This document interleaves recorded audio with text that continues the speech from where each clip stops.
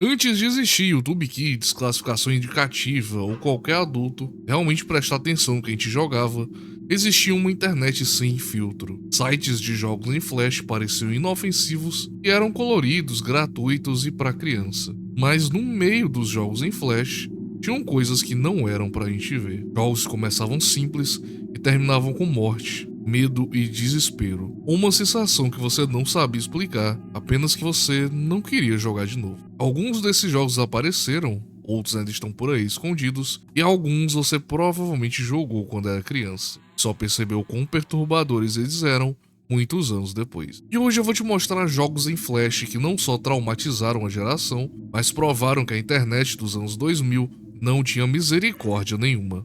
Vamos começar.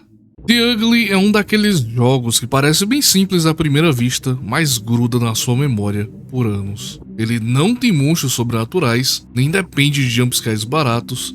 Tudo que ele faz é te colocar em uma situação muito errada, desconfortável e assustadora. Ele é um jogo em point and click com desenhos claramente feitos à mão, os gráficos não são realistas nem sofisticados, são bem simples, com cores chapadas, traços que lembram ilustrações infantis, e é justamente essa estética que torna tudo mais perturbador. O jogo ele parece seguro, parece algo que não deveria te machucar. A história é bem simples, você controla uma garota que acabou de chegar da escola, e ao chegar em casa, a porta está aberta e você vê um pouco de sangue na parede. Os seus pais não estão lá, você não os encontra, não tem música de terror exagerada, nem explicações imediatas. Só o silêncio enquanto você entra em uma casa comum e a sensação de que tem algo errado, algo fora do lugar. O jogo ele não te apressa, ele deixa você andar pela casa, clicar nos objetos, explorar e errar. E errar nesse jogo custa caro. Logo no começo, você pode interagir com a televisão da sala, algo que você acaba clicando por reflexo. Liga, desliga, muda o canal, mas esse gesto chama a atenção de alguém que já está na casa, onde alguém se aproxima por trás e mata você. Sem luta, sem reação. O jogo não te avisa, só te pune. E esse é o tom de The Ugly. Não tem segurança, e a casa, que devia ser o lugar mais seguro do mundo para você, é basicamente um campo minado. Cada ação é banal, mas pode causar consequências fatais. Por exemplo, o telefone no corredor, você pode tentar ligar pedindo ajuda, mas também acaba na sua morte, já que o som entrega a sua posição. Dormir no sofá, por exemplo, te dá uma cena onde o assassino te encontra, se aproxima, começa a tocar as suas pernas e a cena corta antes do pior, mas já deixa claro o suficiente.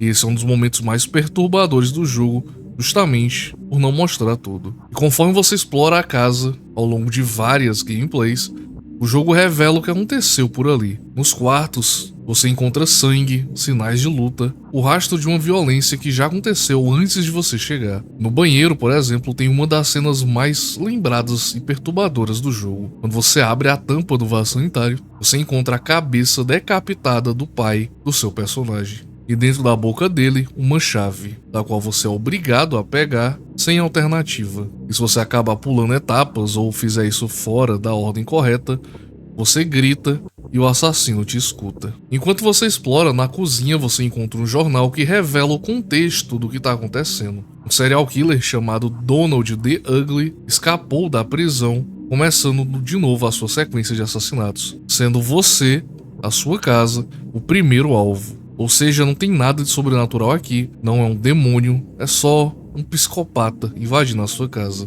tornando tudo pior. Em uma das cenas mais pesadas do jogo, você entra no quarto dos seus pais e você encontra a sua mãe, ainda viva, espancada, toda deformada e à beira da morte. Fica implícito que ela foi abusada antes de você chegar ali. E antes de morrer, ela alcança uma arma escondida debaixo da cama e você tem uma cena do final bom do jogo, onde você acaba sobrevivendo ao confronto final, atirando no serial killer, mas mesmo assim não tem uma vitória real. Você consegue derrotar o assassino e o jogo termina com você vivo, mas os seus pais mortos, e um trauma irreversível. E esse é o chamado final bom, final agridoce no melhor dos casos, E o que torna o jogo tão marcante não é só o conteúdo explícito, mas o fato de que você joga como uma criança no centro da experiência. Você não é alguém preparado, nem um adulto, nem nada.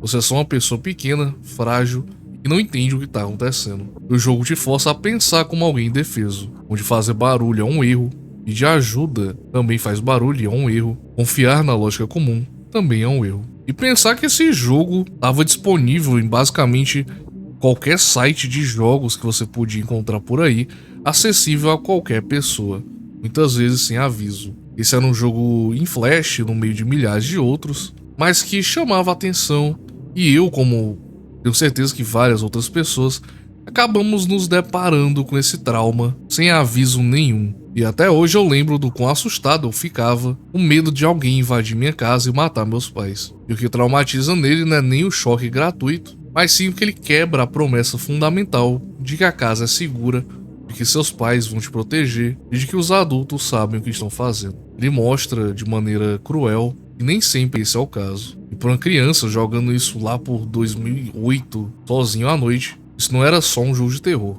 Era a primeira vez que o horror parecia real demais. Comparado com o próximo da lista, você vai começar a entender quantos jogos traumáticos existiam na época do Flash. Covetous é um daqueles jogos em Flash que são simples demais, mas que conseguem ficar na sua memória por muito tempo depois de jogar. Não tem sustos repentinos, nem perseguições, nem monstros adicionais. O horror desse jogo é bem lento e acontece de dentro para fora, literalmente. O jogo tem gráficos pixelados bem simples, bem primitivos, onde você controla uma pequena entidade, que inicialmente é do tamanho de um único pixel, se movendo por um ambiente orgânico de manchas verdes e amarelas. Não tem uma interface elaborada nem explicação do que está acontecendo, só movimento, consumo e crescimento. E é nessa simplicidade que o Covetous vai construindo algo perturbador. Conforme o jogo avança, o nosso protagonista começa a narrar a história. Você não é um herói, nenhuma vítima, você é um parasita, uma criatura fetal, esquecida, abandonada dentro do corpo do próprio irmão. Um erro biológico que deveria ter morrido, mas se por algum motivo ganhou uma segunda chance de existir. E para existir você só pode fazer uma única coisa: consumir. E cada fase funciona da mesma forma.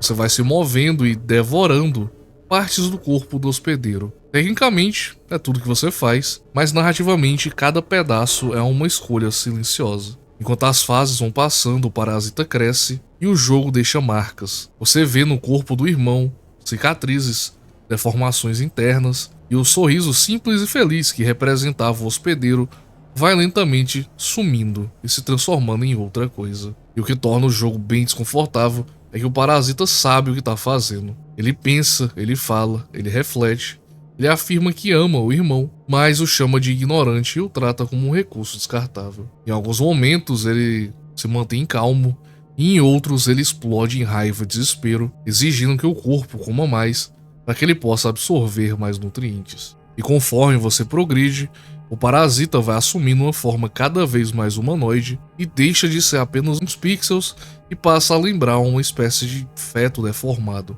E aí você começa a devorar órgãos de verdade, causando imensa dor ao seu irmão. E o jogo deixa isso claro não por imagens explícitas, mas pela mudança de tom, pela narração e pela deterioração visual do hospedeiro. Uma espécie de body horror que não mostra tanto sangue para ser eficaz. E no fim, o jogo abandona qualquer sutileza. O áudio é um tom agudo e quase suportável, e o fundo começa a piscar violentamente entre vermelho e branco, como se o próprio jogo estivesse entrando em colapso junto com o corpo que você está destruindo. E agora é hora, o parasita cresceu o suficiente para tentar sair do corpo do irmão. E para isso, você aperta freneticamente as teclas e força o nascimento da criatura, se você consegue, explodindo para fora, rasgando o corpo do irmão ao meio, com a única frase: ó existência, que eu seja conhecido na tela, onde o parasita vive e o irmão morre, acabando assim o jogo. E bom, uma coisa interessante que pouca gente sabe sobre esse jogo é que existe outra escolha. Você pode simplesmente parar e não apertar nada. Se você deixar o tempo passar, você começa a definhar dentro do corpo do irmão e acaba perdendo força. E antes de desaparecer, você narra as últimas palavras. dizendo que não conseguiu fazer isso, não conseguiu roubar a vida de outro depois de ter tido a sua roubada.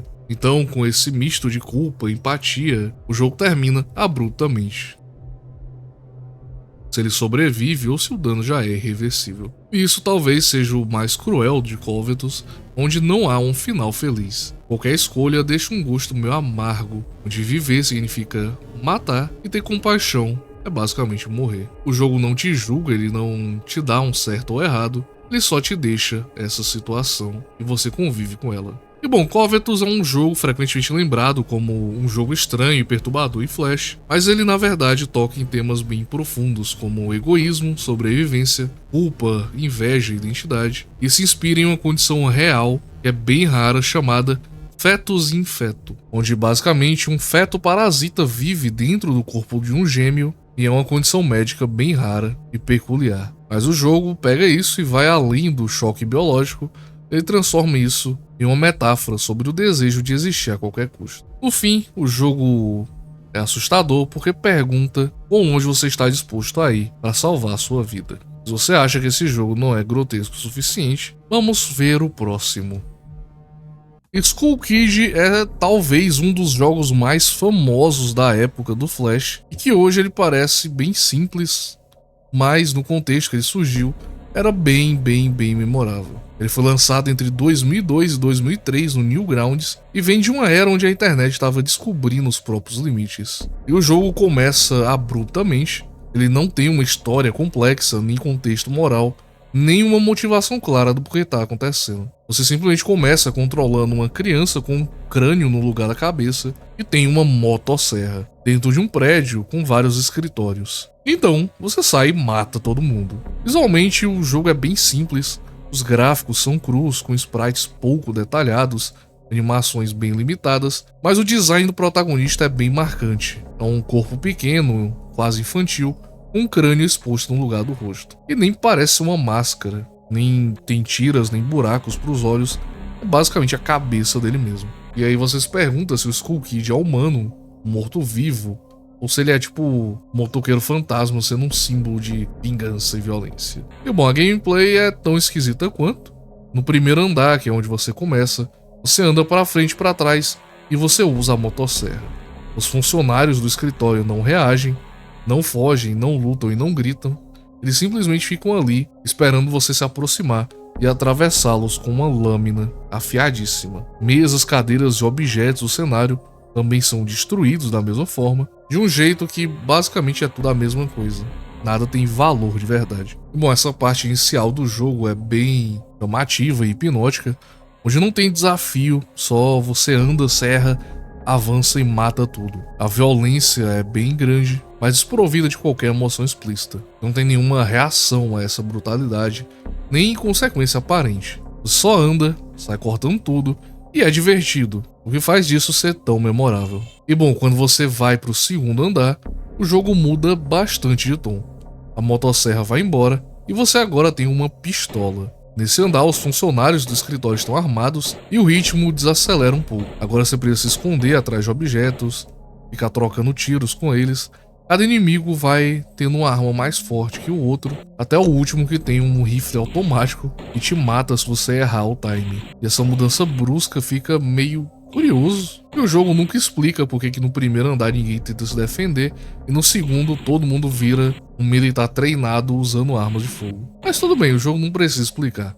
O Skull Kid não se interessa por narrativa explicadinha. Ele quer escalar. E então vem o terceiro andar, chamado de Sala do Boss. É para ser o confronto final, o clímax do jogo, mas na verdade o que acontece é talvez a parte mais perturbadora do jogo. Você agora tá com a sua motosserra de volta e você só tem um inimigo, que é o chefe daquele lugar. E ele não se move, não te ataca, não reage. Você simplesmente caminha até ele, atravessa sua barriga com a lâmina sem resistência alguma e então fim de jogo. Sem diálogo, sem explicação, sem nada. Só a tela de vitória e a opção de jogar de novo. Eu confesso que esse final eu lembrava na minha cabeça desse jogo ser mais interessante. Mas o final é bem ruinzinho, já que não teve uma boss fight, não teve nada. E o final é só silencioso e simples. Mas talvez se encaixe. Esse jogo é o arquétipo do protagonista vilão. onde você não tá salvando ninguém, não tá fugindo de nada, nem reagindo a uma ameaça maior. Você é a ameaça, um assassino em massa controlado diretamente pelo jogador em qualquer tentativa de suavizar ou justificar suas ações. O jogo tem esse tom quase infantil, com estética simples, até mesmo o gore não é extremamente exagerado, mas esse ritmo direto fazia com que Skull Kid fosse facilmente acessível para crianças e adolescentes no auge da era do Flash.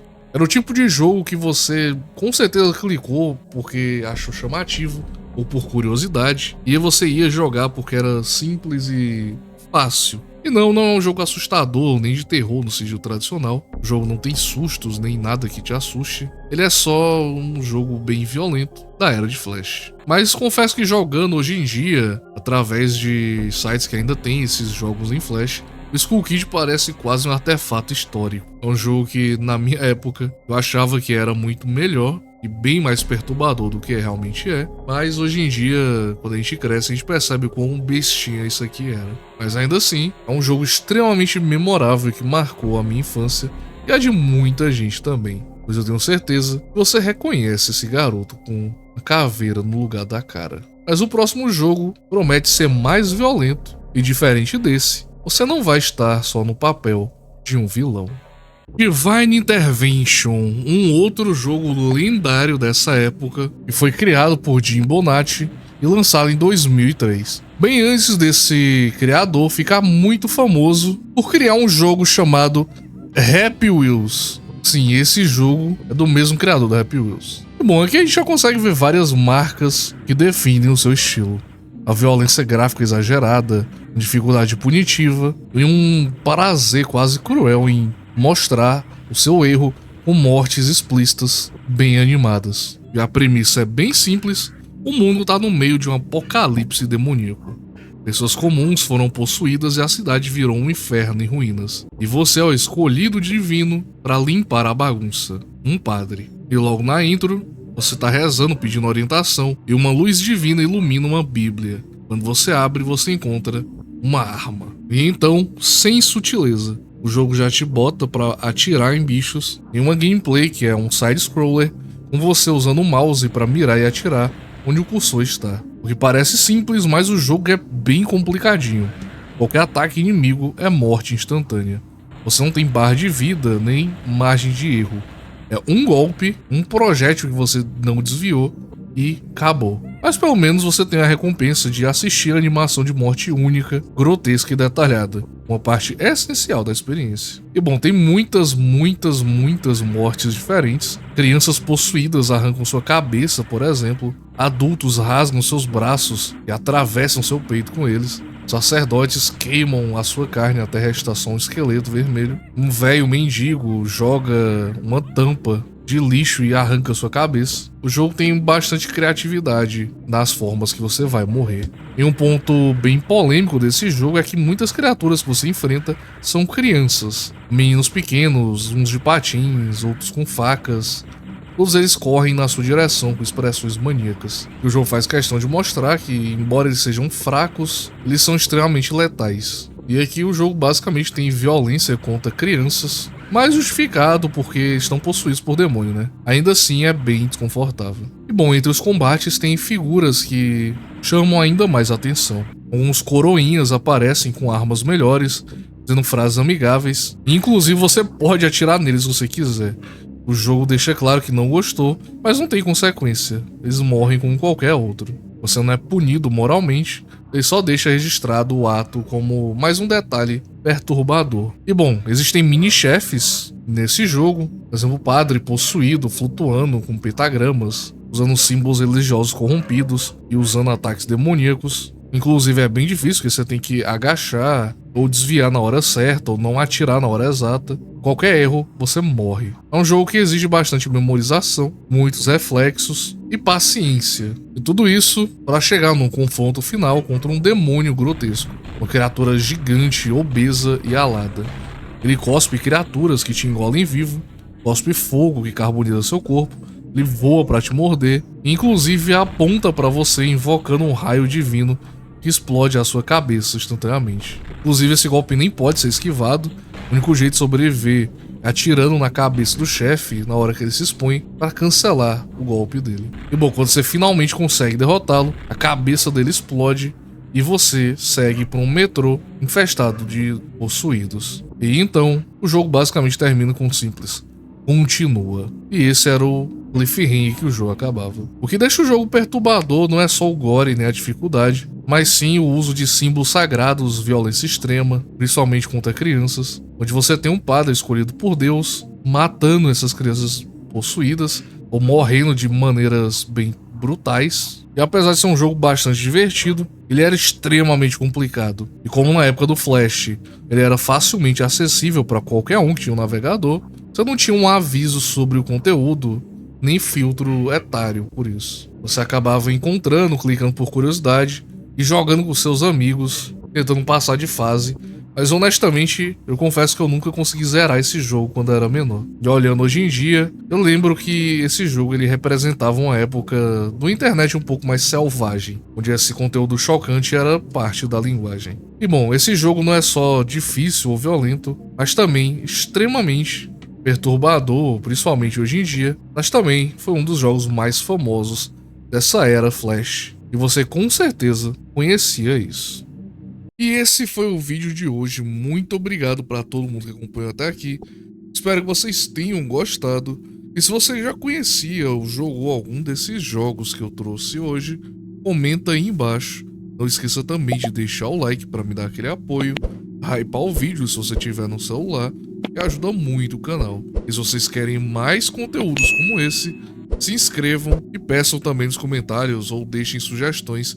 Eu tô sempre lendo e respondendo todo mundo que eu posso. E eu gosto muito de ter essa interação com vocês. E antes de terminar o vídeo, eu gostaria de dizer que hoje, sexta-feira, dia 6 de fevereiro, eu estarei em live infinita, começando meia-noite. Então, compareçam, que vai ser muito da hora. Eu vou fazer várias gameplays, conversar com o chat, interagir com vocês o máximo que der.